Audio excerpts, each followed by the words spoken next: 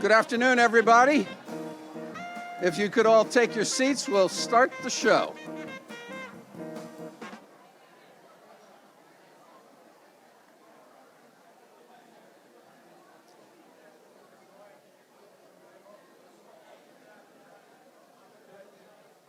Can everybody make their way to their seats, please?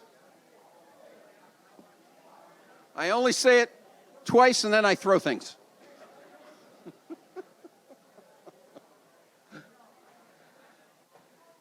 All right, why don't we get going here? I'll introduce myself. My name is Tom Mahan. I am the chairman of the Hall of Fame, and it's my pleasure to invite you all to a slightly delayed Hall of Fame induction ceremony. I will tell you that since we have 8 inductees, I am going to keep it very short, because no one knows how long they're going to go. But we've been doing this type of thing for many, many years, and each year seems to be better than the next. I'd like to thank the university and the athletic department. Where is... Oh, there you are. Thank you again. Another fantastic afternoon. And when we get together like this, it brings back a lot of memories for folks that make it. But I think more importantly, we'd like to try to start new memories for our new inductees. And it is a fraternity that no one asks to join, but is very proud and happy when they are asked to join. It's a great group. We've got a great team that works on it. We've been working with the athletic department in changing how we manage the whole Hall of Fame ceremony, but also the management and operation of the Hall of Fame. We've been continuing to work towards a stewardship of the Hall of Fame between the members and the athletic department under Bruce's direction. When we started, it was completely run by the Hall of Fame members. And clearly it didn't run as well as this. But I've used enough of your time. We'll get on with the program. I thank you again for all being here. I congratulate all of our new members, and I look forward to hearing what you have to say about your experience here. Thank you very much, and enjoy the afternoon. Take care.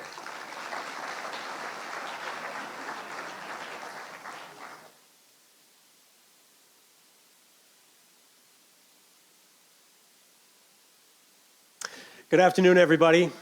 I'm going to just start by answering the question that everybody's been thinking about since you walked into the room. Yes, it is okay to have the cupcake first. Good afternoon to you, and officially welcome to the 54th Boston University Hall of Fame induction ceremony. Our program today is highlighted by the inductions of Marie-Philippe Poulan, John T. Lamendola, Anthony Connelly, Yocum Kalin, Tahari James Castilla, Sarah Field Gronewald, Mark Fidler, and Megan Cross Hannon into the BU Hall of Fame.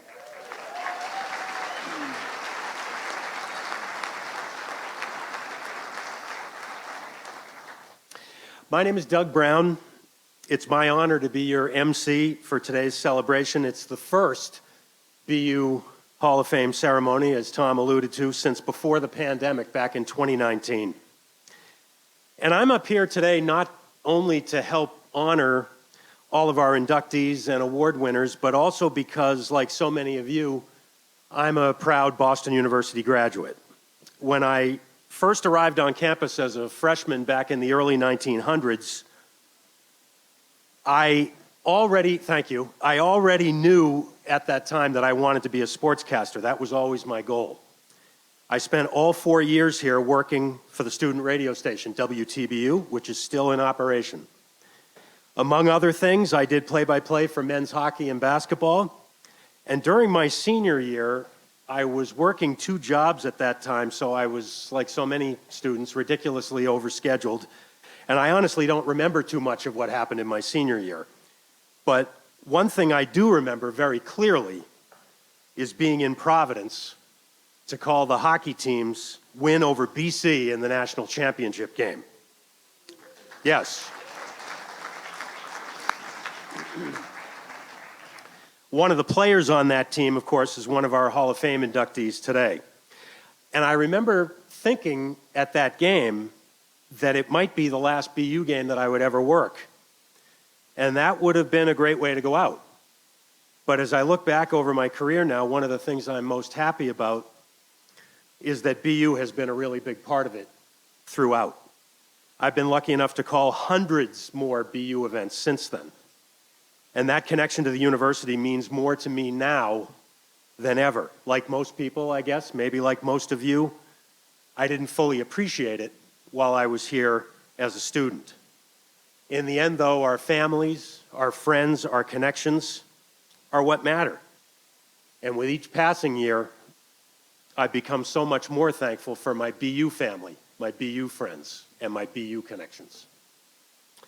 Today, it's my job to help guide you through our full program.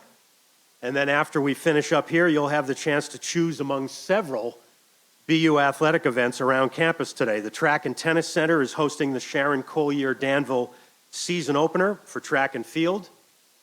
There's free admission for that event. There's also free admission at the Aquatic Center competition pool next door for the men's and women's swimming and diving meet against Holy Cross. That starts at 1:30. Coming up at 3 today at Walter Brown Arena, the women's hockey team will host Maine. And then at 6 here at Agganis Arena, the men's hockey team will face off against New Hampshire. All 8 of our Hall of Fame inductees today will be honored in a pregame ceremony before the men's hockey game later today. Before we start the program officially, I'd like to recognize our current Hall of Fame members that are in attendance today. Could I ask all of them, all of our previous inductees, to just stand for a round of applause?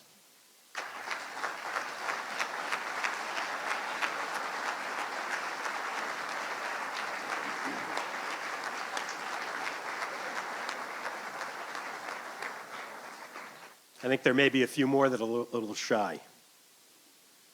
Thanks to all of our Hall of Famers for attending today. I'd now like to ask you all to join me in a moment of silence in honor of our Hall of Fame members who have passed.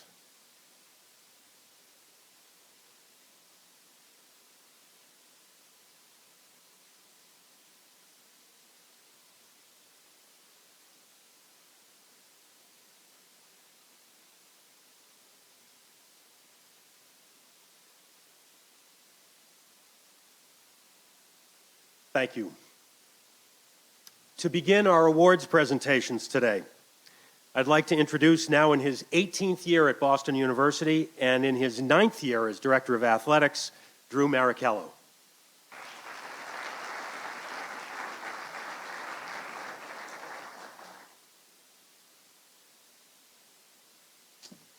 All right, thank you, Doug.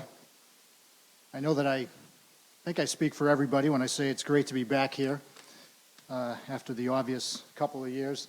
I'll tell you that there's a lot of work that goes into this event, this ceremony behind the scenes, and not just the dinner portion, not just the pomp and circumstances of this event, but really the whole process, from the nomination to the screening to the selection. I can assure everybody how seriously it is taken. A lot of painstaking research goes into this to make sure that we're in fact inducting the right people. I know that there's a lot of people who work on this, but Brittany Kane, Scott Ellis, Tom Mahan, Brian Kelly in particular, I thank them for their efforts. And we have 8 worthy inductees today. I can also tell you that there are a lot of worthy candidates who are not being inducted today.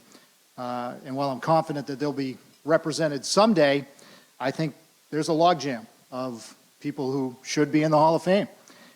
And I think that speaks to how competitive this process is, and it certainly speaks to how glorious our history has been. One of the fun things I get to do as AD is make the calls. Sometimes I'll pass that on to a coach to make the call, but I'll make the call to somebody letting them know that they're selected or elected to the upcoming Hall of Fame. It's a kind of a special responsibility, and I've done this for a while, and I can tell you that there's a range of reactions that you get. Sometimes I'll call, I'll tell them who I am, I'll leave my number, and I don't get a call back, and I'll call 2 days later, and I'll do the same thing, and I won't get a call back. And the third call, I always say, I'm Drew Maricello, Director of Athletics, please call me at this number, and I'm not calling to ask you for money. And it's funny because 10 minutes later, they usually call me back. Also have people who will say, are you sure you got the right person? In a real show of humility. And kind of on the flip side, you have people who will say, what took so long for me to get in? But often there's silence on the end of the phone, on the other end, and those are followed by tears, because I think the emotion is evident. You're going to hear from this class soon. I think it'll be evident to everybody in this room how much this honor means to them, and I can tell everybody here how much they mean to the history of our department. This is also the occasion where we present our special awards, and today we have 5. We're going to honor 2 students for outstanding leadership, a graduate of BU who has provided immeasurable support, a longtime staff member who epitomizes professionalism and loyalty as well as anybody I know, and a former BU coach who is still making contributions as a Division I head coach. This is also the occasion that we're going to recognize on the advent of the 50th, well, this is the 50th anniversary of Title IX. If you don't know that, you should know that, and now you do know that. While quick recognition will not do justice to the contributions of these women, the Patriot League created an award really to honor teams and individuals for their contributions on their own campus and within the world of intercollegiate athletics. We're lucky, fortunate to have 1 team and 4 individuals who were so recognized as Title IX Trailblazers of Distinction. So I'm going to ask you to stand as I call you, and then we'll ask you to collectively come to the podium area. First, representing the 73-74 women's rowing team, and a true pioneer in paving the way for NCAA Division I women's sports, Jean Friedman.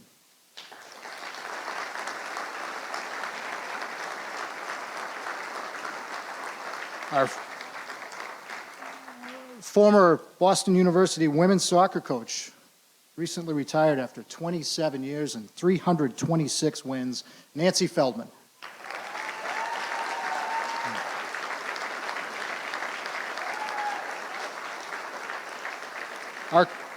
Our current women's tennis coach, in her 38th season, still going strong, 439 wins, Leslie Sheehan.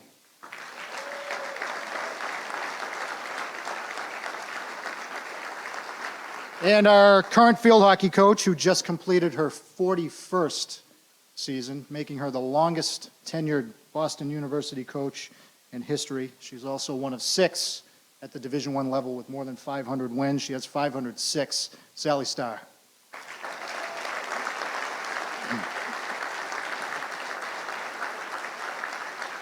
Combined, those 3 programs have 46 NCAA appearances. 46, wow.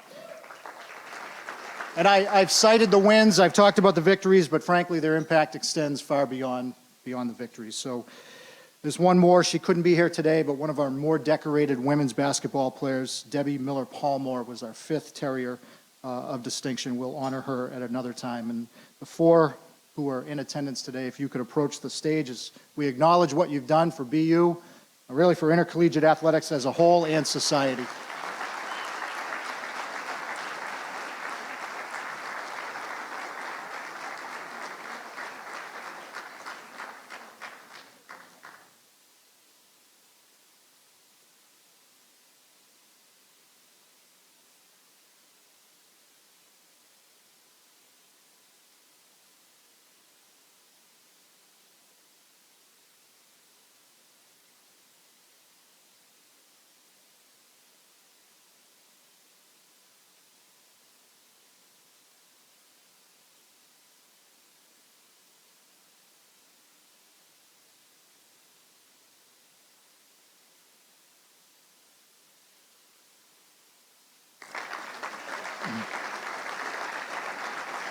Thank you. Thank you very much. The Buff Donnelly Leadership Award is an award that we announce in the spring, but it is traditionally given by our BU Hall of Fame Executive Committee to a male and female student athlete who exhibit great leadership characteristics. This year's male recipient is Logan Cockrell. Logan's playing overseas, playing men's ice hockey overseas, and he's not here today. But our female recipient is with us today, AnneMarie Jaworski.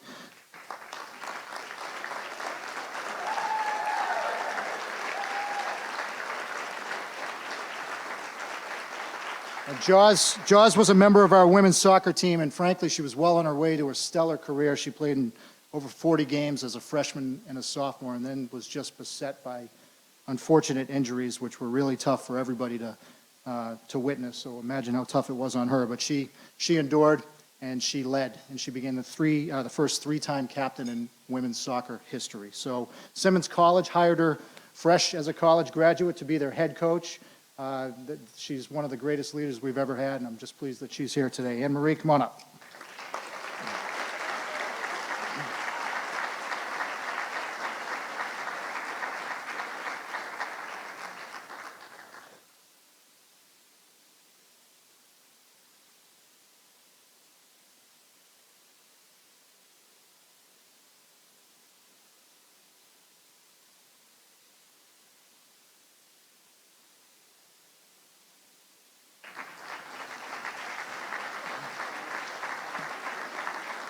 And finally, the Moose Washburn Award, which is presented to a BU alum who is given continuous and unselfish support to the athletic department. And this year's recipient is Bob Moses.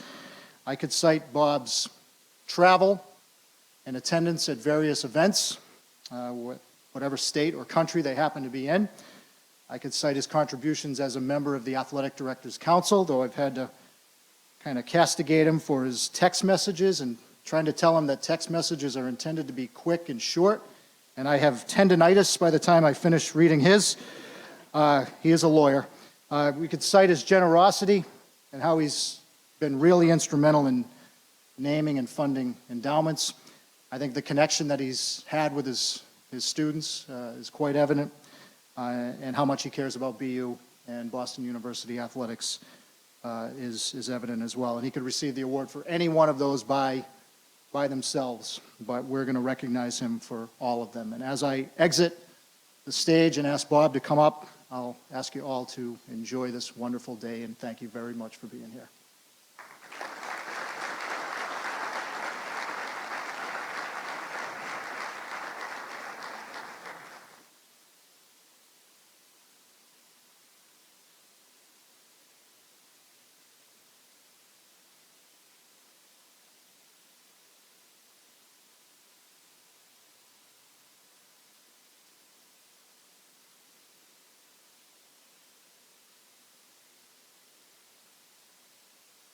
Thanks, Drew, and congratulations to our first award winners of the day.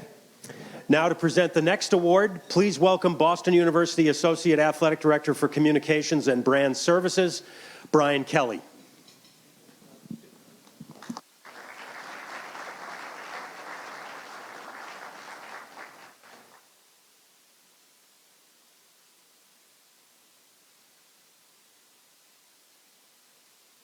Thank you, Doug. Thank you to all who attended today. It's great to see this room packed.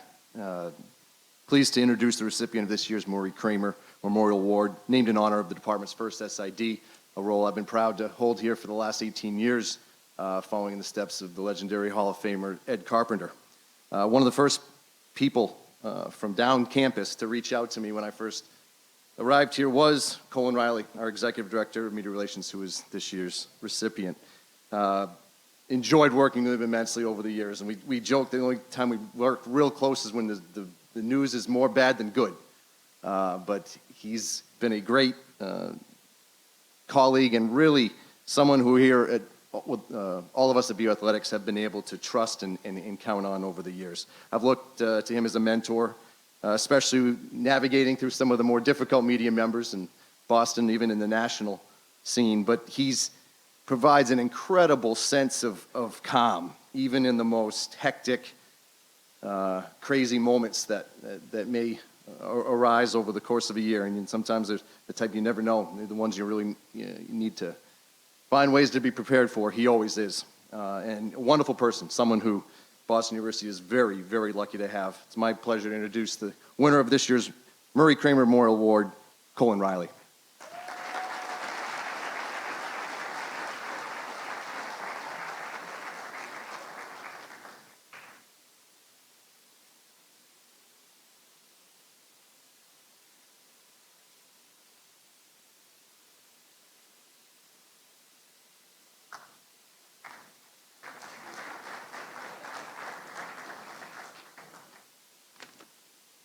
Thank you, Brian, for those very generous comments. Thank you, Drew. Thank you, BU Athletics. Let me begin by congratulating all of today's Hall of Fame inductees and award recipients. It's great to be here in the Francis D. Burke room. I met Frank many years ago, and he was a kind and generous man. I'm humbled, and it's a special honor to receive this award in this room. I'm humbled, and I'm especially grateful you feel I'm deserving to join the list of distinguished past winners, including many of the best and most well-known writers, broadcasters, and personalities covering sports in Boston over the past 50 years. I know, and I've worked with many of them. It's always a pleasure to work with BU Athletics and the sports information and marketing professionals in their efforts, and it has been for more than 30 years. I want to mention one memorable and poignant experience where the compassion, composure, and class that I felt epitomized BU Athletics shined through. Coach Jack Parker and his team captains were planning to watch the live broadcast of Travis Roy's press conference after Travis had completed his initial rehab stint in Atlanta. A few media outlets reached out and asked if Jack and any players might be available to talk afterwards. I checked, and they graciously agreed. As many of you now know, that presser was a powerful, emotional experience as Travis addressed his injury, rehabilitation, and outlook. Also, it was perhaps the earliest indication of the tremendous impact Travis would have throughout his life and now beyond. Jack and the captains took a moment after Travis spoke and then walked out to do the interviews. The composure, maturity I witnessed, and their sensitivity, caring, and love for Travis blew me away.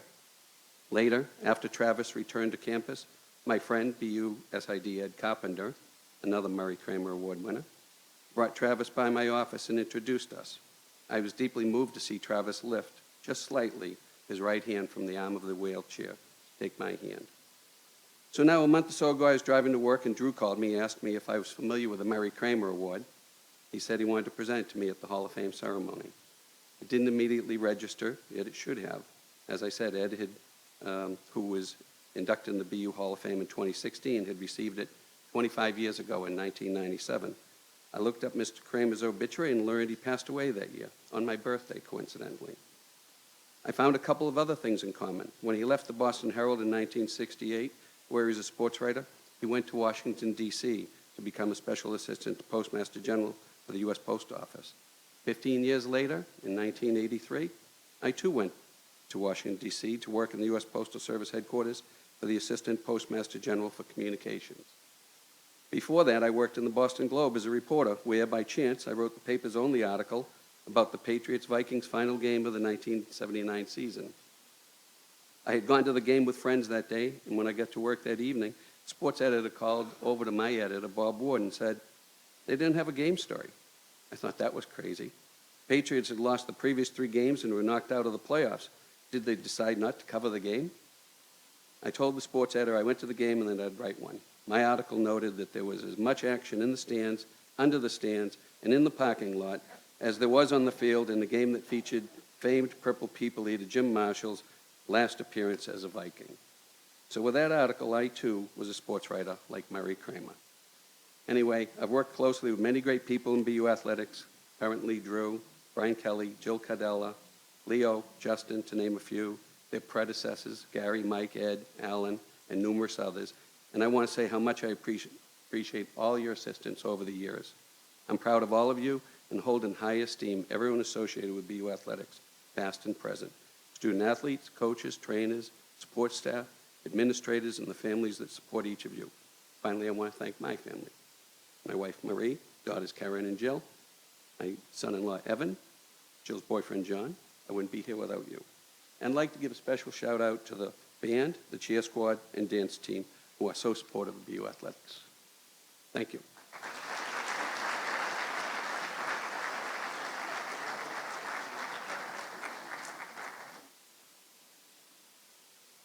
Congratulations.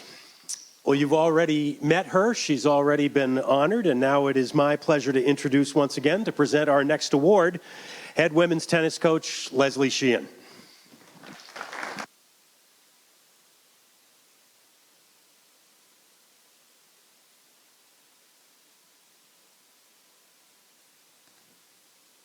Congratulations to all the inductees. A special congratulations to John. We're just so proud of you. Second men's tennis player to be inducted into the Hall of Fame, so it's just a special day for us. I'm going to tell you about another great tennis player and coach. The William French Award is presented to a current or former coach or graduate of Boston University who has distinguished himself or herself in the coaching profession. This year's recipient is Bob Dallas.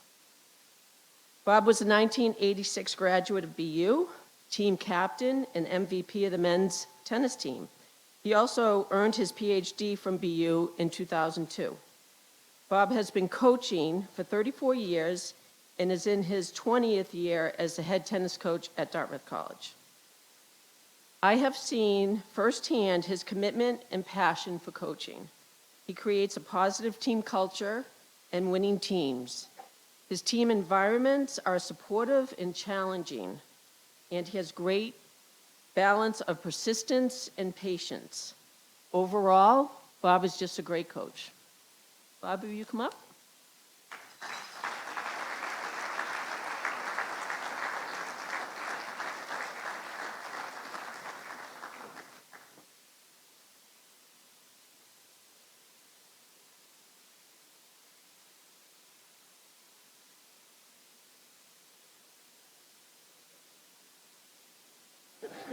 So you can tell this speech is going to be pretty quick.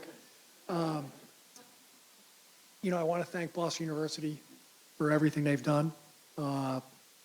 Getting an education here, getting to play tennis here was great.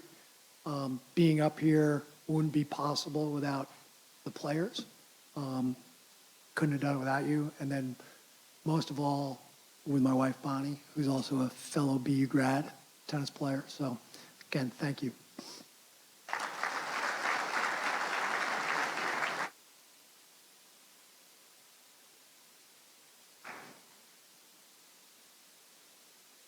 We'll take a break now for lunch and then continue our program afterwards. Please enjoy.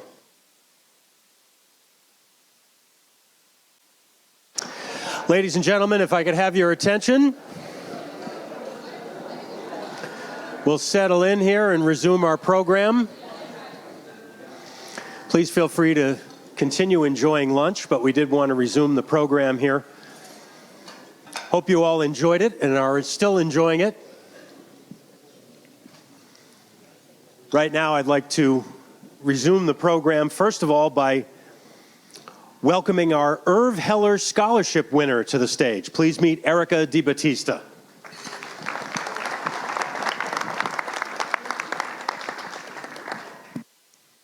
Irv Heller was a football player here at Boston University. Named to the Terriers' all-time team prior to 1948 and post-war all-time team, he was considered a specialist who did it all. On top of a standout playing career, Heller received his master's degree and served as the head of the Boston University Shriners Football Committee. It is my honor to accept a scholarship in Irv Heller's name, and I'm forever grateful for what I was able to accomplish with this support. Thank you, and please join me in welcoming back to the stage Doug Brown.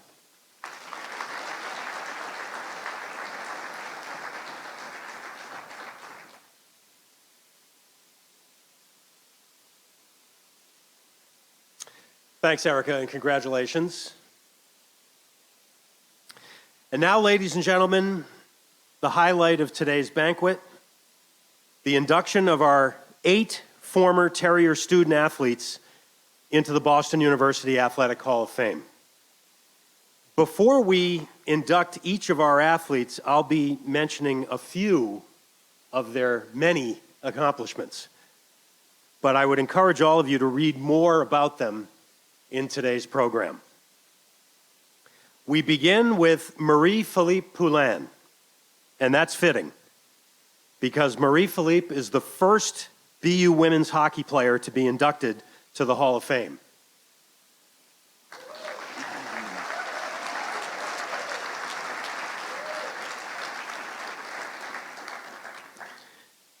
She's also the youngest of our inductees today, and likely still the best women's hockey player in the world.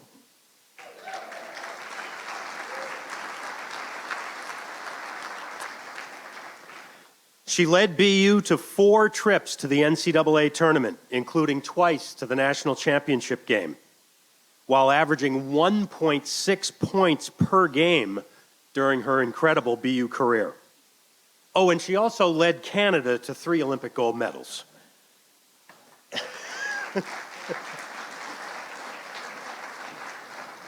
I told Marie earlier that as a BU alum and as an American, I always looked at those games as a win-win.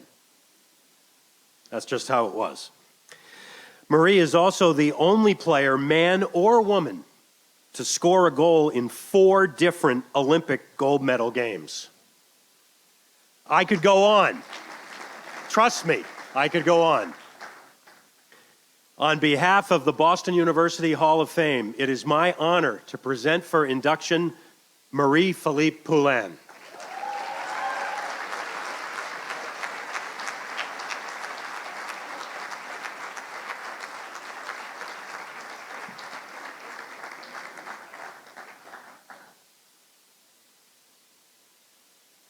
Presenting Marie's jacket is BU Hall of Famer Jack Parker.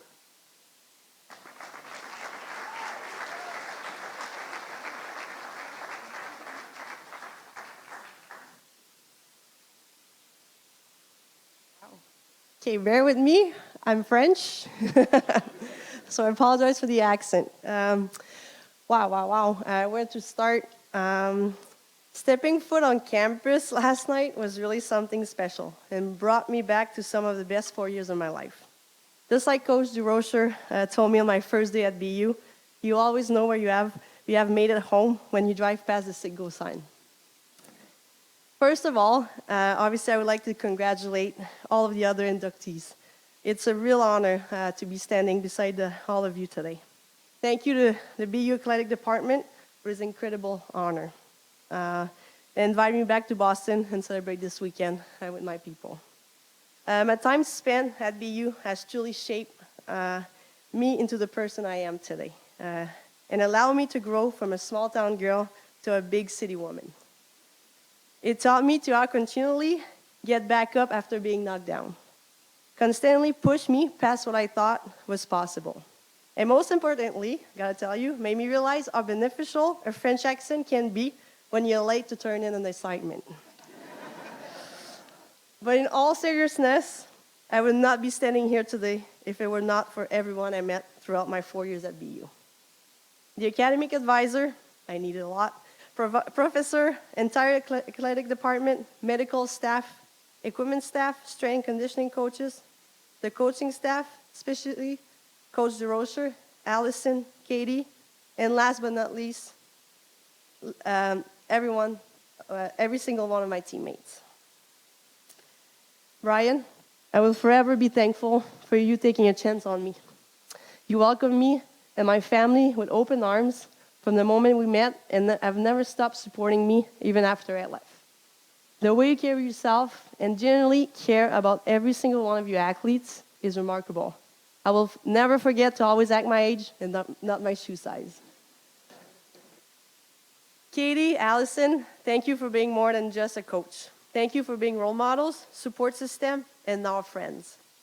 To my teammates, thank you is simply not enough. You challenged me, pushed me, loved me, and allowed me to be the best version of myself. To this very day, you still hold a very special place in my heart, and my experience at BU would not have been the same without you. seeing parents, friends, fiance, friends that drove a long time. Big thank you. You guys have no idea how much it means to see you guys here today. Even though my family's not here with me today, they deserve the biggest thanks of all. Because without them, none of this is possible. From the early morning car rides to the late practices, they supported me every step of the way and encouraged me to chase after my dream. Merci beaucoup, Robert, Danny, Pierre-Alexandre.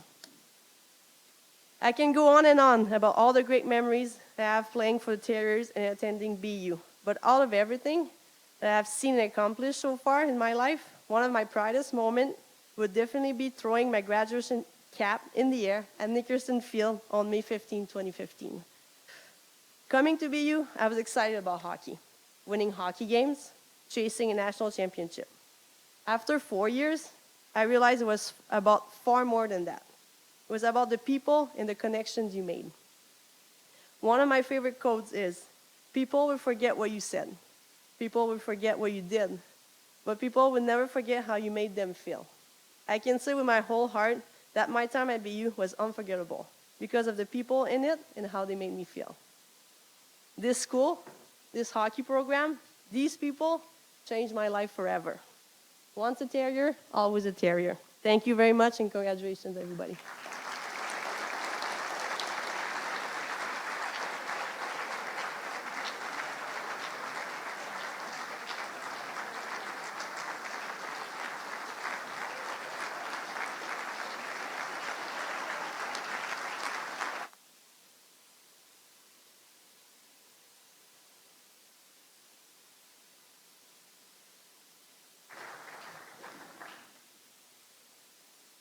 As Marie told that story, I was thinking back to when I was a student and I had to make an excuse or two for a late paper or a late assignment. I never tried the French accent thing.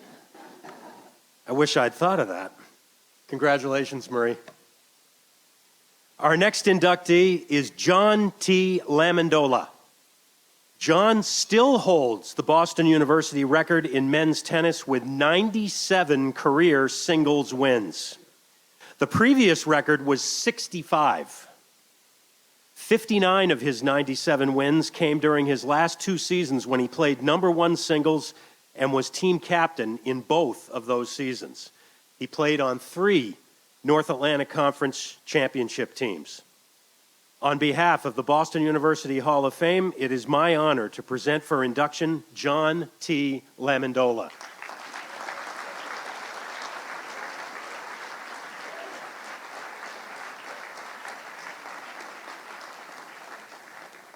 Presenting John's jacket will be BU Hall of Famer Leslie Sheehan.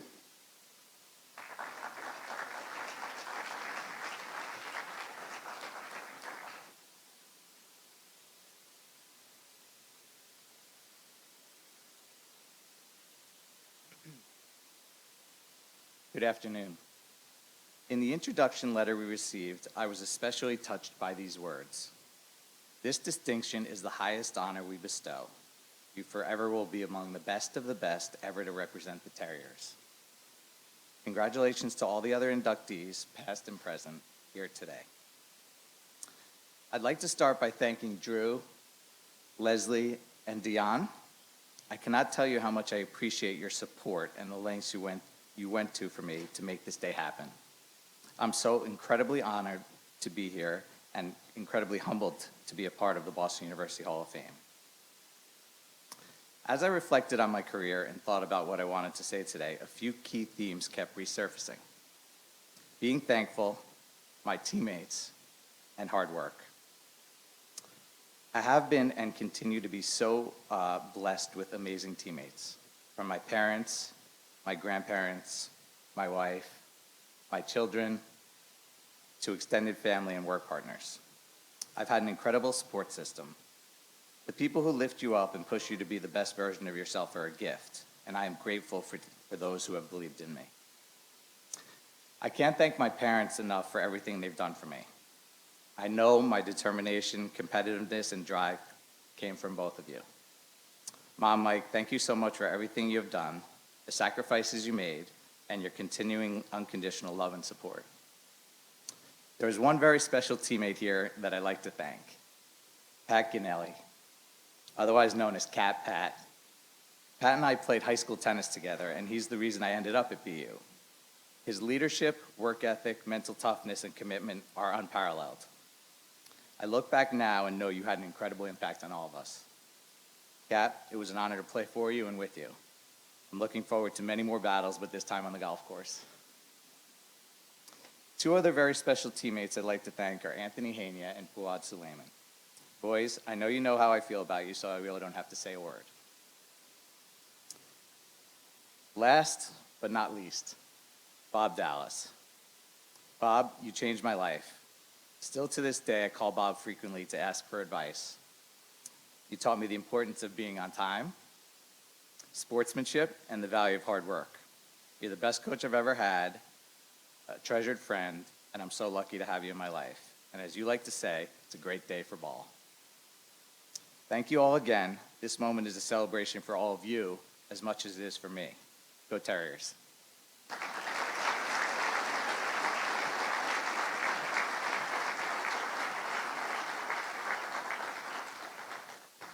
Thanks, John, and congratulations.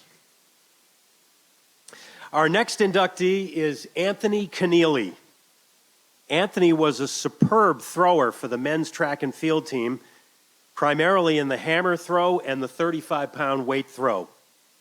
He was a two-time New England champion in the hammer throw and also was the 1986 New England Field Athlete of the Year after finishing second at both the Penn Relays and the IC4A championships. On behalf of the Boston University Athletic Hall of Fame, it is my honor to present for induction Anthony Connelly.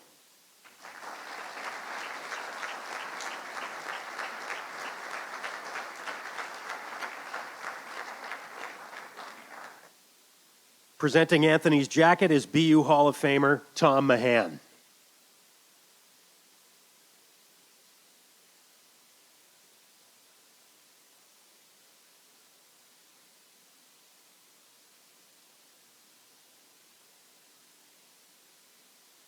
Okay, many of you may not have ever met a hammer thrower, so I feel like I'm going to tell you a little bit about it first. So before I get started, I just want to say thank you to BU for honoring me with this and everybody to come. I'm truly touched by this. Let me take you back a little bit to how it all started. I'm 13 years old, and back in my hometown in Slough in the United Kingdom. And, you know, I'm kind of a boisterous 13-year-old. I play in soccer and everything. My father says, go down to the local track club and burn off some of that steam. So I literally went to the Royal Windsor Slough and Eton track club in the shadows, literally, of Windsor Castle. You know, I grew up very close to that place. And I'm there just running around, having a good time. And I decide to, like, okay, I'm done for the day. And I head across the infield, which is a very dangerous thing to do when hammer throwing is happening. But oblivious to everything, I walk across the middle of the infield. And literally, boom, dirt, grass, everything, mayhem going on all around me. A 16-pound ball of steel on a 4-foot chain just about missed me at 70 yards out from where it was thrown. And when that hits, it's literally like a cannonball going off. And I was like shocked, and then I sort of came to. People were screaming at me, and I was getting waved over here. And it turns out that the person who threw that hammer that almost killed me was a guy called Ron James. And he was the United Kingdom record holder at the time, one of the top hammer throwers in the UK. And his coach was a gentleman called Alan Bertram. And Alan later became, he was knighted by the Queen of England, became Sir Alan Bertram for services to youth sports. He was just a tremendous mentor. And from that day, at 13 years old, I spent the next 6 or 7 years training almost every day with those two guys, just from a complete happenstance kind of meeting. And it just sort of proves a point that nobody in the history of hammer throwing has ever set out to become a hammer thrower. Somehow or another, you stumble into it. And I'm so fortunate because I stumbled into kind of an odd sort of sport to be doing. But I think about all the wonderful things that it brought me in my life. And I wouldn't mind if I just share a couple of those with you. So from 13 to 16 or 17, I ended up breaking and holding the United Kingdom record for 13, 14, 15, 16, and 17-year-olds for hammer throwing. So I had a lot of success, won the national championships 5 times as a youth. And then out of that, that's all going great. Out of that, the most prestigious private school in England reached out to me and offered me a scholarship. And it was a school called Millfield, and it was a boarding school away. It was an elite sort of, academy kind of a school. Lots of lords and ladies and princes and princesses, literally earls and sons of dukes and everything lived there. And a couple of poor kids who could throw a hammer or sling a golf club or something like that. And I was one of those. They reached out and they gave scholarships to this, really elite school for hammer throwing. And so the hammer took me there. And I end up at this like mind-blowingly amazing school in England. And I finished that school, went off to teacher training college in London. I was going to become a phys ed teacher. And then in my freshman year at college in London, in the middle of the night, I get a call, and someone comes and knocks on my door and says, there's a call downstairs, someone from America. And I'm like, come on, you're winding me up now at this point. I assumed, but anyway, I went down and took the call, and it was the head coach of the BU track team. And he said, I've been following your progress in the European track community. And he said, I'm coming over to London next week, and I'd like you to meet me and come and work out with me. And I was just like, oh my God, but I'm sort of starting to recognize some of these gifts that hammer throwing was giving to me. And so I said, absolutely, I'll be there. A month later, I arrive at Boston Logan Airport, and I'm a student at BU, like completely out of the blue. And BU gave me a home, literally gave me a home for 4 years. I was a full scholarship athlete. It gave me somewhere to live, somewhere to stay, somewhere to build a life in America. And I became a citizen. I stayed here. I built lifelong friends here. I married my lovely wife, Nicole, who's sitting in the back there. I met great friends at BU. My best friend at BU, Grady Drago, is here with us today. Grady was an elite level shot putter. And we went through the whole experience at BU together, had so many laughs and so much fun. It was amazing. And then from there, it's just led to everything else in my life since then. And I was just so proud to represent Boston University and be part of the BU track family and the athletic community. It was just fantastic. And I kind of think back, and I think about the people and the places that end up part of the tapestry of your life and how they go together and build a life. And I think about Sir Alan Bertram. I think about Ronnie, who almost killed me with the hammer. And I think about amazing experience for the son of a factory worker to end up at Britain's most elite school and then end up here in the arms of BU. And BU really made my life here in the United States. You literally gave me a home, away from home when I was 19 years old and 3,000 miles. It was just a wonderful experience. I couldn't be more honored, I couldn't be more touched, and I couldn't be more humble for this honor today. So I really appreciate it. Thank you very much.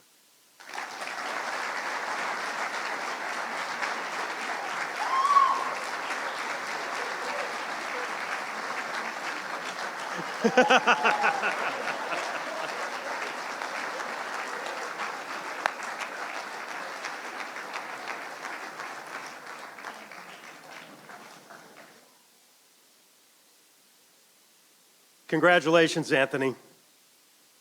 Anthony and I actually rode up in the elevator today, and Now he's got me thinking, when I did your introduction, did I sound like I had met a hammer thrower before?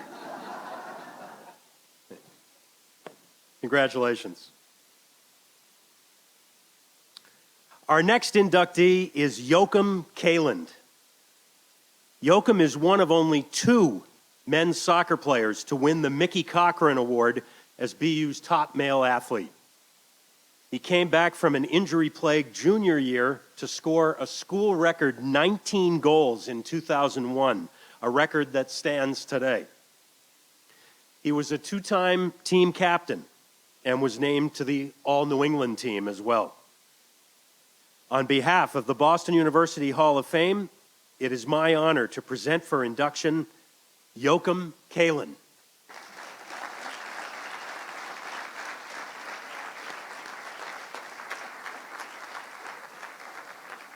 Presenting Yocum's jacket is BU Hall of Famer Terry Geldart.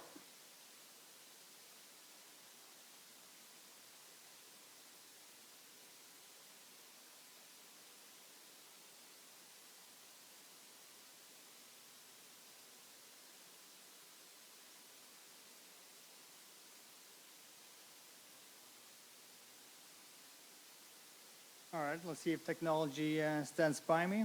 I had a few talks with Brittany before coming, and the conversion of European to U.S. blazer sizes, and this is on me, fully, 100%. So, but yeah, I'm sure it's better that it's bigger than smaller, I guess. First of all, thank you to whoever voted for me.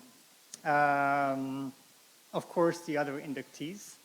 I'll give a little bit of shout out to my fellow soccer and team, and it's a big turn up for the women's team, which is great to see because we spent a lot of time with them and a good relationship with them. But yeah, of course, coming from a very small town in Norway, only a couple of hundred people, and getting the chance to come to a place like BU was absolutely mind-blowing, back in '98. First of all, just to be able to study abroad as the first one also in my family to get a university degree.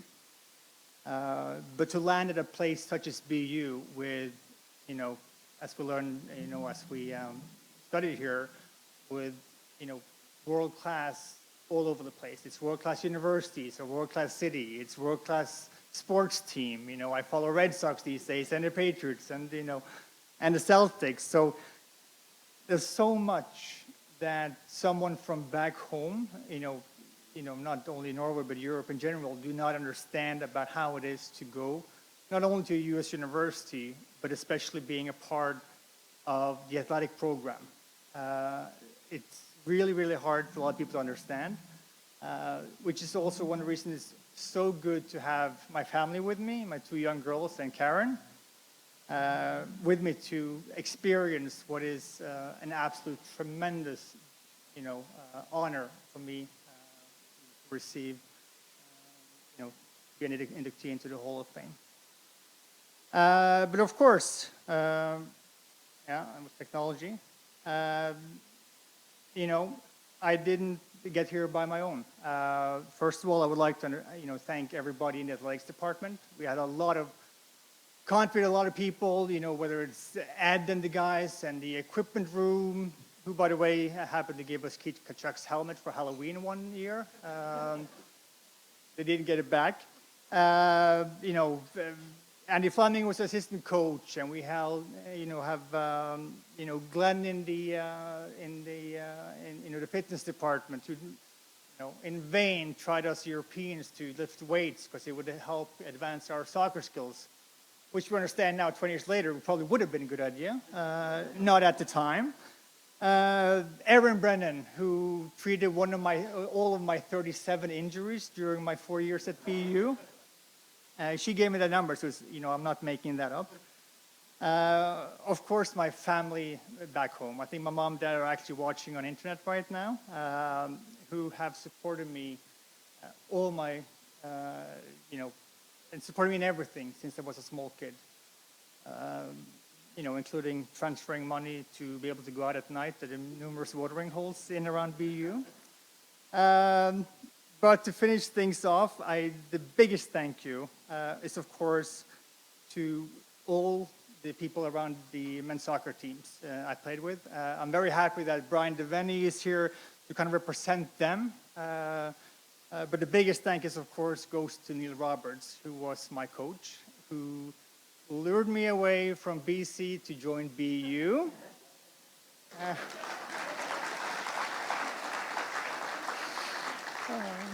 But I have to say a bit about Neil, who was, for a lot, not just me, for a lot of people, or maybe especially foreigners, a father figure. And I can't imagine the number of gray hairs we put on your head during those 4 years. But the way you treated it and the respect you gained from everybody, both on and off the field, is absolutely fantastic. So with that, I thank you all very, very much. I'm extremely proud to be a Terrier. Thank you very, very much.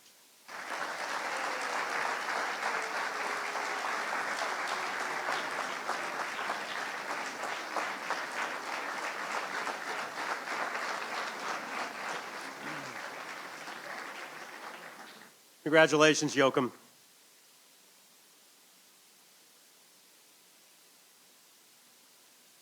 Our next inductee is Tahari James Castilla. Hold for applause. Tahari is one of the most decorated jumpers in BU history. She still holds BU records in both the indoor and outdoor long jump, the triple jump, and both the 4x100 and 4x400 meter relays. In 2007, she won the Mildred Barnes Award as BU's top female athlete. She was a 3-time team captain and a 3-time All-American. On behalf of the Boston University Hall of Fame, it is my honor to present for induction Tahari James Castilla.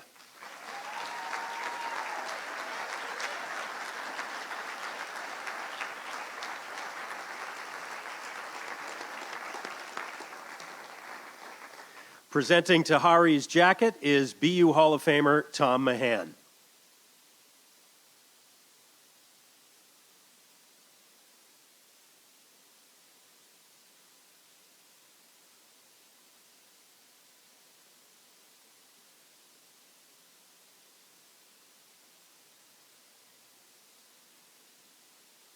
Wow, it's a little different being up here in front of all of these people. Okay, wow. I did prepare my thoughts because I didn't want to forget anyone. So good afternoon, everyone. I want to thank BU Athletics for this amazing award, and congratulations to my inductees. I stand before you very humbled, and this feeling feels very surreal. I have since moved to Atlanta, so arriving in Boston this week reminded me that for all of the heartache that the New England weather brings, being back on this campus amongst friends, family, and colleagues was amazing. I was thinking about what to say today, and the word gratefulness continued to pop into my mind. I've been very blessed to have an amazing support system prior to coming to BU, and that is evident as I am in the presence of my amazing parents, my aunts, my uncles, my cousins, and my high school coach. But being at BU, I never thought that I would also be blessed with an amazing extended family that I received while at BU Athletics through BU track and field team. And some of my teammates are here today, so for that I'm very thankful.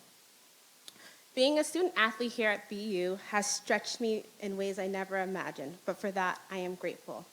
The life lessons that I learned being on the BU track and field team, on and off the competition, were invaluable and have made me the leader that I am today, and I thank the BU athletic community for that.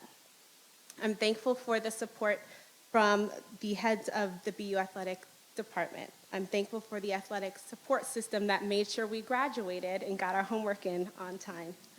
I'm thankful for the other coaches of other sports team, head coaches, who also supported our sports endeavors at the Track and Field Tennis Center. I am very grateful for every person that is in the athletic department who often spends more time with their student athletes than their own families. And for that, I am grateful and want to say we commend you that your sacrifices don't go unnoticed. To that end, I want to again thank you all for this recognition. I am extremely humbled and grateful, and because of being who you are, you made me who I am. I will never take for granted the experience that I had while being a BU athlete here. I often find myself projecting onto other student athletes because my time here was so amazing, and I only want them to have a fraction of what you've all given me here. To that end, thank you so much for this recognition.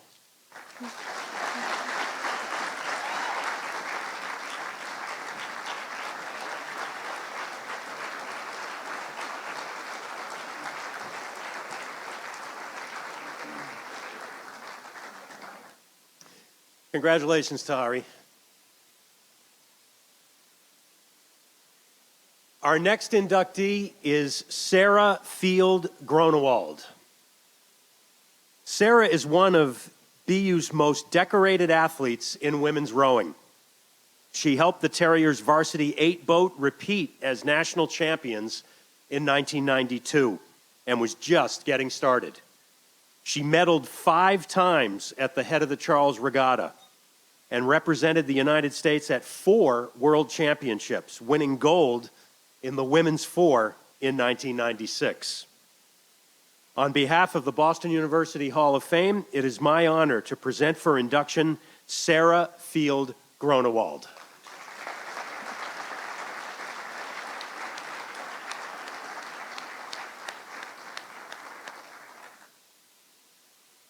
And presenting Sarah's jacket is BU Hall of Famer Gene Friedman.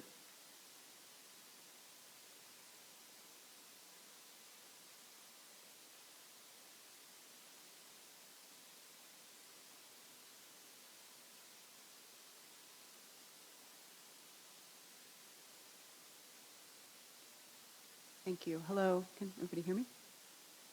I'm so grateful for this honor. I'd like to congratulate every existing Hall of Famer and my fellow inductees today. I am so humbled. When I received the phone call, I didn't know what to say. I'm so grateful and thankful. I came to BU having never really even heard of rowing before. It's one of the few sports that you can still try for the first time as a college athlete, and I am lucky enough to have benefited from that. I actually see Sally Starr, you may or may not remember. My freshman year, I asked you, hey, can I walk on to the field hockey team? Having not realized how incredibly competitive the field hockey team was. And she said, maybe you should try something different. I thought, and were it not for that conversation, I may never have discovered the love of my life that rowing has been. I came to BU from Southern Virginia on the ocean, Virginia Beach, where it was a combination of rural, suburban, and ocean. And there was no rowing there, but there was a lot of land and nature and fresh air. So I set foot on the campus here and I felt claustrophobic. It was so concrete and solid, and I just felt a little bit at loose ends, and I didn't really know what I wanted to do with my spare time as a college athlete. My father would not stop suggesting that I try out for the rowing team, and I thought, I am in college. I do not want to wake up at 5 o'clock every morning. Who would want to do that? But one day I came into my mailbox over on Babcock Street, and there was a 5-page handwritten letter from my dad talking about how important it is as a college student to take advantage of the opportunities that you have. And here you are at this amazing university with so many things you can choose from. Why not just give it a try? And I thought, oh, he's never going to let this go. So I called the rowing coach and said, is it too late to come down and check it out? And she said, oh, absolutely, come on down. And I got out in a boat, and for the first time since I arrived here at BU, I felt like I was out of the concrete. I was in nature. I was on the river and surrounded by trees and water, and it was so beautiful. I loved it. It was hard to get up at 5 a.m. every morning, but it was so worth it by the time I got to the boathouse. So meanwhile, I'm a novice rower, learning all of these things, this whole new vocabulary. And the women's varsity rowing team at Boston University that year had an undefeated season, and they were national champions. And I thought that was so cool. I thought, I really want to do that. And so the second sort of notable person is Anna Considine, my coach at Boston University, who instilled in that program an incredible standard of excellence, absolutely not accepting anything less than your absolute best. And I was naturally sort of strong, and so I was working out one day, and the people on either side of me on our rowing machines, I was holding a better score than them, so I'm like, yeah, I'm doing pretty well. And she came over and said to me, listen, if you want to be a champion, you've got to start training like one. And I thought, oh, it's not just about being better than the people you're thinking about right now. It's being the best you can absolutely be. That's what it takes to be a champion. And I held on to that throughout my athletic attempts to do the best that I could. And I'm so grateful for that. So thank you, Anna. Also, thank you, my parents, my dad, my mom. They came to a lot of races because they lived close by, which rowing's not the best spectator sport. You're sort of like, who's that? I can't tell. I don't know what's happening. But they were very, very devoted. And my teammate Tina is here. She and I went through all of the trials and tribulations of rowing's not an easy sport. There's a lot of hard suffering and for a 6-minute, hopefully, competition. So we went through a lot together. And Sue Rawcliffe is the woman in the red and white blazer over there, was in that undefeated boat in 1991 that I just still think those women are my heroes. So thank you also, Sue, for coming here. Thank you, Boston University, for providing the opportunity to learn this beautiful sport and to live in Boston. I mean, the real estate of Boston University's campus, to live right here is just such a gift, and I'm so grateful. And also, Maddie's not here, the current BU women's coach. I was hoping she could be here, but I also want to say thank you to her because in the last 5 years, she has opened up the opportunity for my teammates from 30 years ago to come back and row together again in the head of the Charles, and it has just been a wonderful experience. So I'm very grateful to her for making us feel every bit as much a part of the team now as we were then. So thank you all. Thank you, Athletic Department, BU, everyone. Thank you.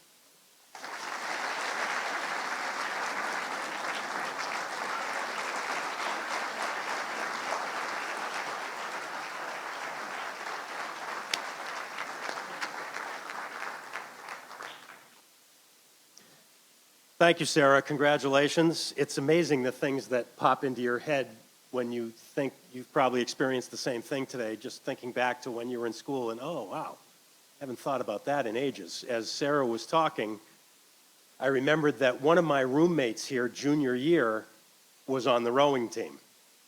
And Sarah is not kidding when she talks about the time commitment. It goes for all athletes, but let's face it, not all athletes are getting up at 5 in the morning or earlier. So this roommate that I had junior year, Sarah, you and I met today. It's been a pleasure to meet you. I've now spent more time talking to you than I did to him that entire year.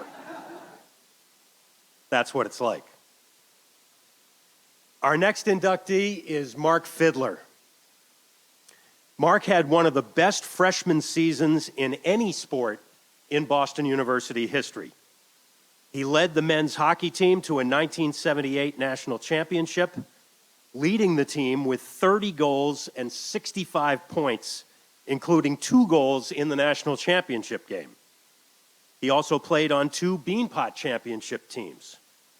Mark is still 8th on BU's all-time career scoring list with 178 points, and he was the first player in program history to lead the team in scoring all 4 years. On behalf of the Boston University Hall of Fame, it is my honor to present for induction Mark Fidler.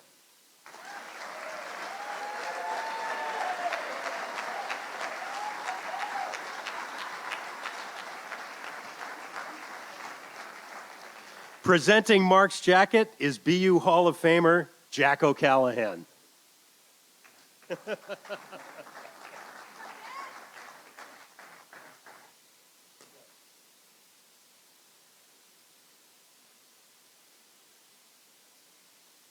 First, I would like to say I am baffled that you people brought me to give a speech because I am the farthest person you want up here to give a speech. I am dead serious. Like, I've sat over there without even going to the bathroom. That's how much I've been thinking about giving this speech.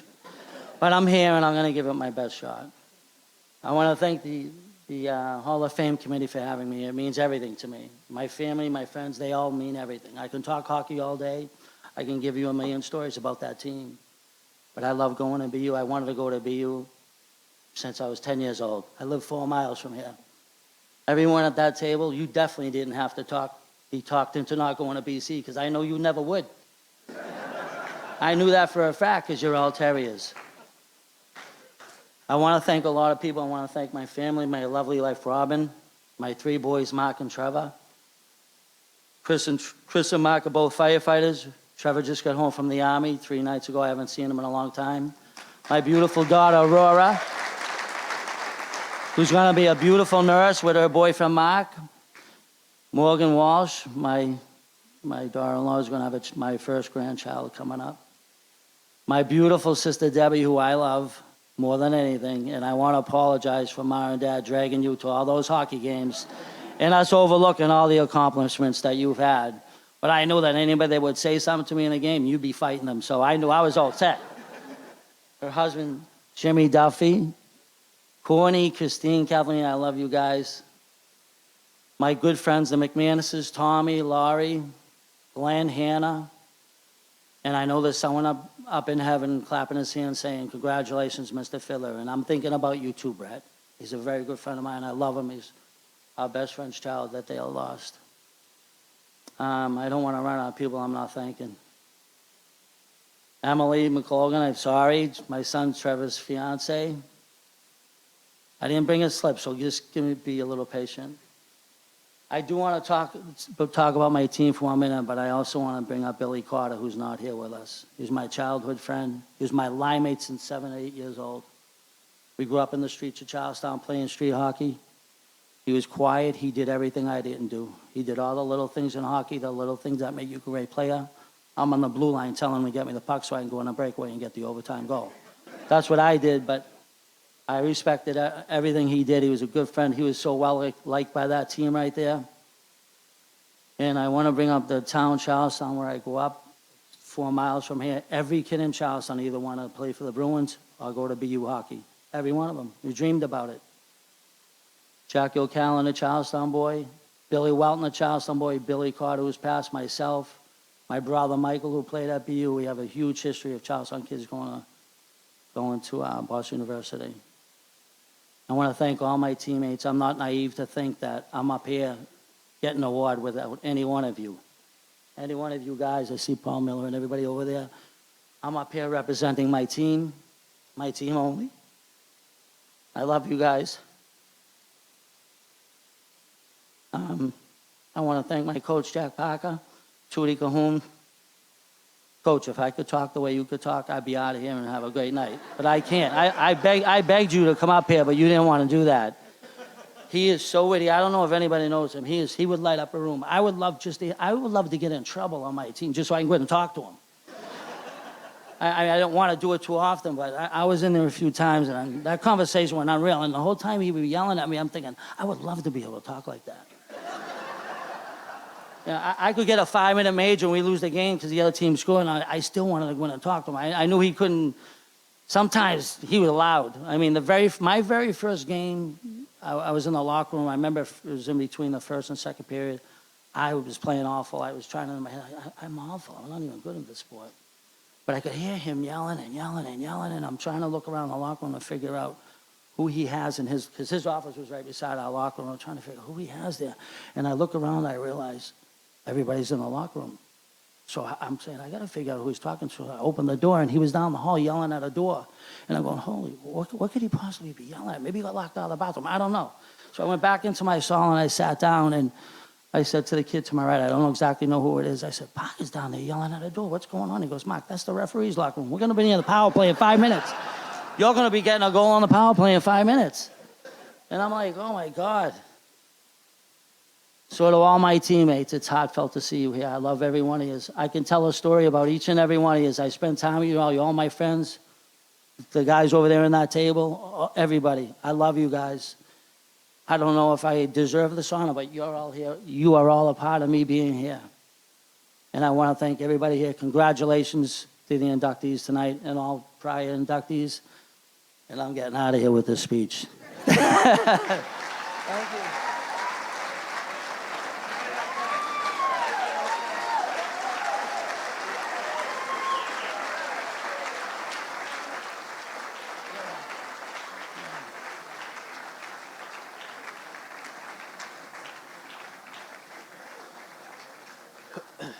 We'd all be a lot better off, I think, if everybody who didn't want to give a speech gave one like that. Mark, I got to say, you got a little bit of Jack Parker in you. There's no doubt, no doubt. All that time spent together must have been worth it. Congratulations. Our next inductee is Megan Cross Hannon. Now we know who the rowdy table is. From the back line, Megan led the BU women's soccer team to its first 2 conference championships and the program's first win in the NCAA tournament. In 2002, she won the Mildred Barnes Award as BU's top female athlete. She was named first team All-America East 3 times, and over her last 3 seasons, started all 65 of the team's games.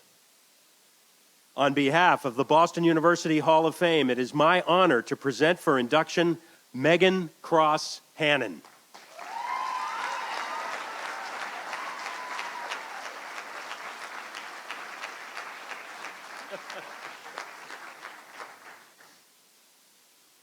Presenting Megan her jacket is BU Hall of Famer Terry Geldhart.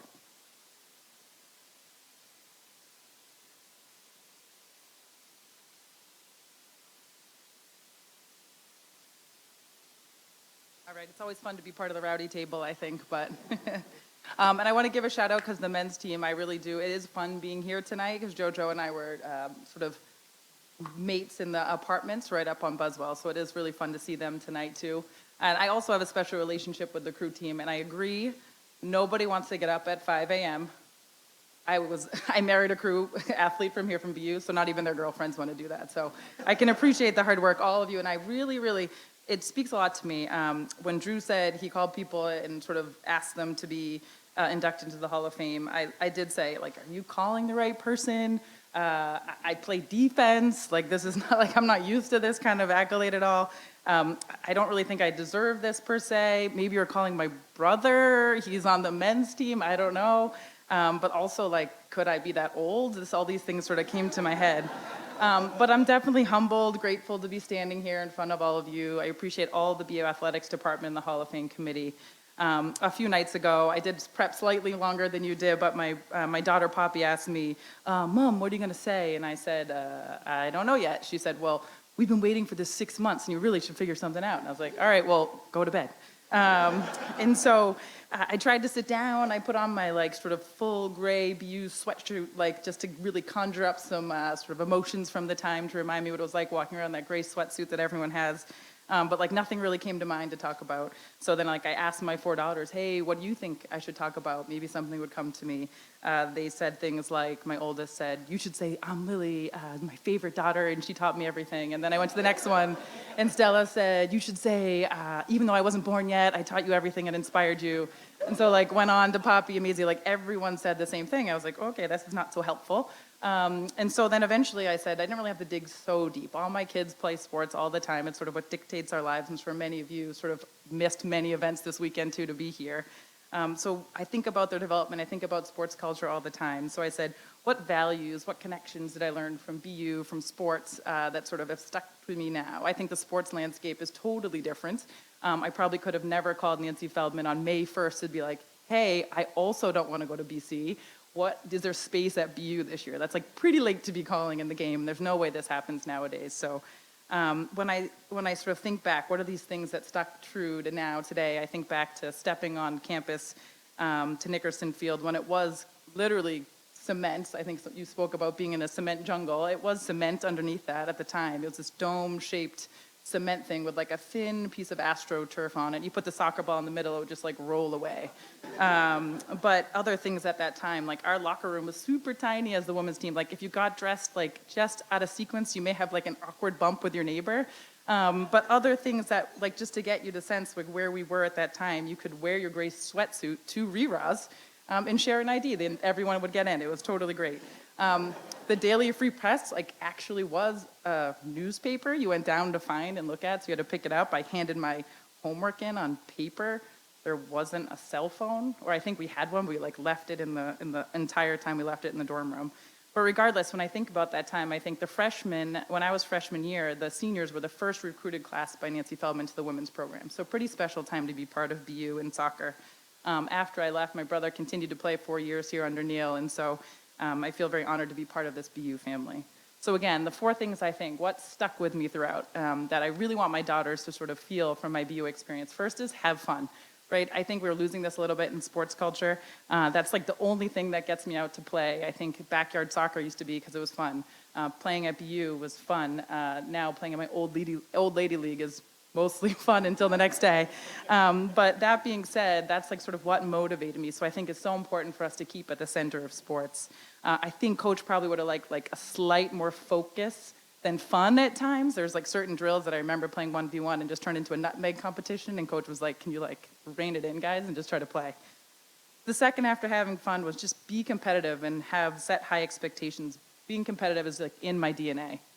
During Thanksgiving, we had a high kick competition after washing the dishes for no apparent reason between myself and my siblings, which then went to the backyard into an all-out slide tackle sort of competition of soccer, which only a few people cried for. But like now, I think sports is turning into like highly competitive amongst people. So I think be competitive is important, but like we're just putting kids one-on-one in their sports, and that worries me a little bit about sort of sports today. I think of competition not as like every practice is a tryout, but more as how do we compete? How do we grow people that compete amongst each other? But still, just to really, the goal is succeed and become better. How do we do that? Coach used to have this big poster board every year that she would give us a Sharpie and be like, all right, put your team goals here, and then put your like individual goals on this little card. The first year she put win America East, and we're all like, all right, see how that goes.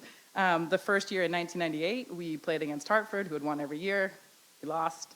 The next year she came back, she put win America East. We're like, all right, we'll try again. Those girls are enormous. They're huge. Like, we'll try our best.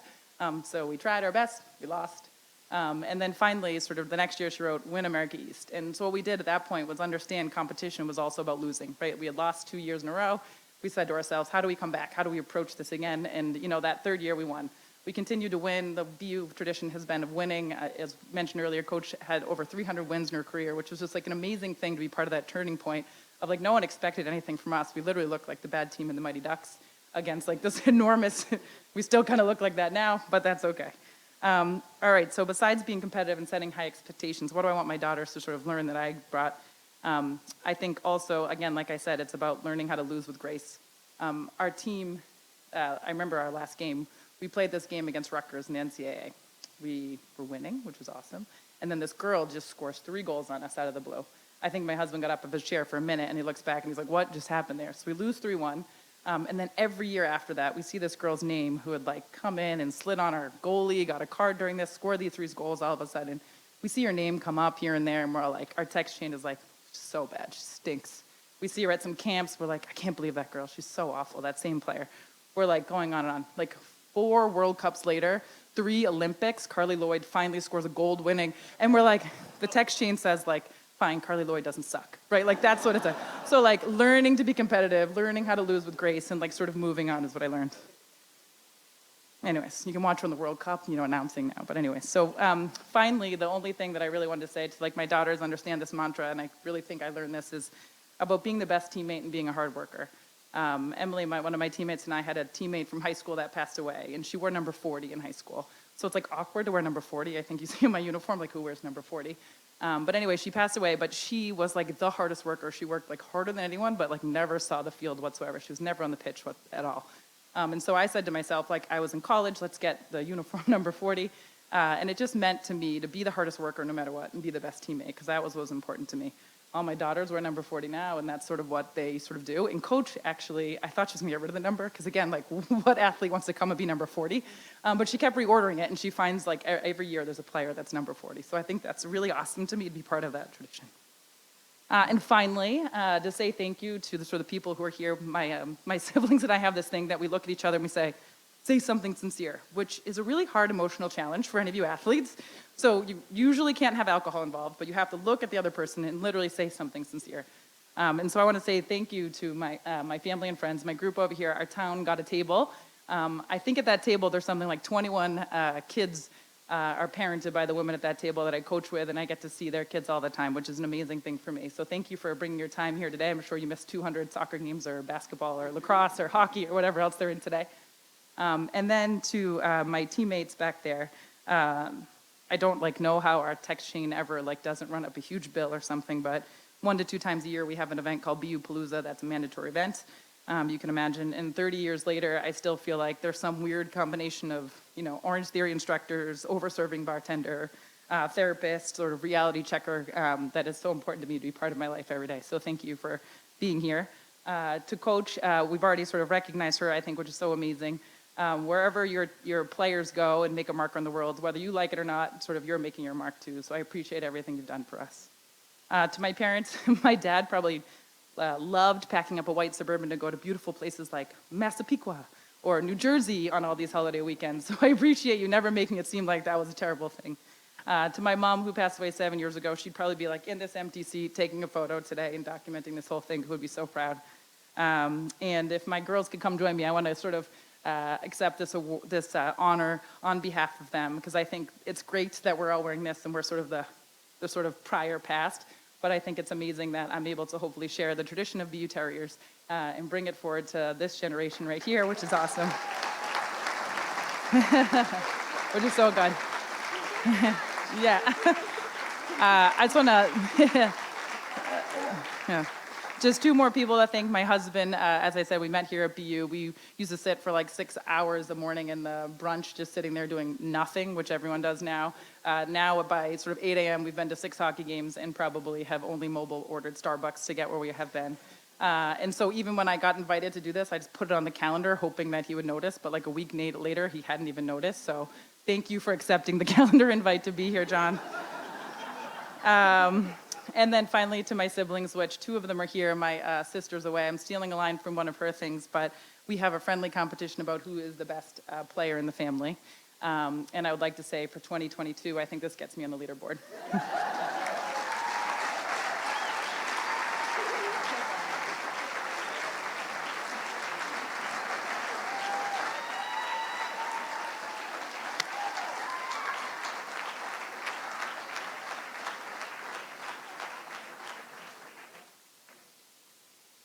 Congratulations, Megan. What a great day. Just a couple more things before we wrap up. Congratulations again to all of our award recipients, and congratulations also to our new Hall of Famers, Marie-Philippe Poulan, John T. Lamendola, Anthony Connelly, Yocum Kalin, Tahari James Castilla, Sarah Field Gronewald, Mark Fiddler, and Megan Cross Hannon. How about one more round of applause?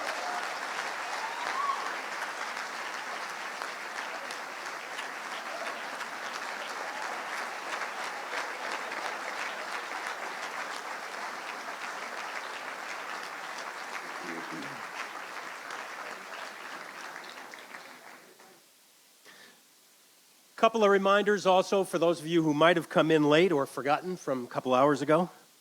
The BU track and field and swimming and diving teams are competing right now, so please feel free to stop by and cheer on the Terriers. The women's ice hockey team hosts Maine at 3 at Walter Brown. The men's ice hockey team hosts New Hampshire here at Agganis at 6.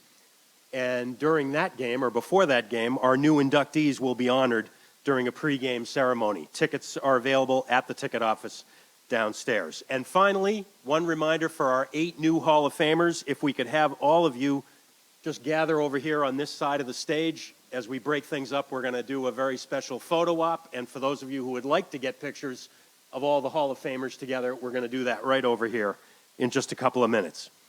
Thanks again to all of you for this terrific day. Thanks to all of you watching on the live stream as well. Enjoy the rest of your weekend, and go BU. Thank you.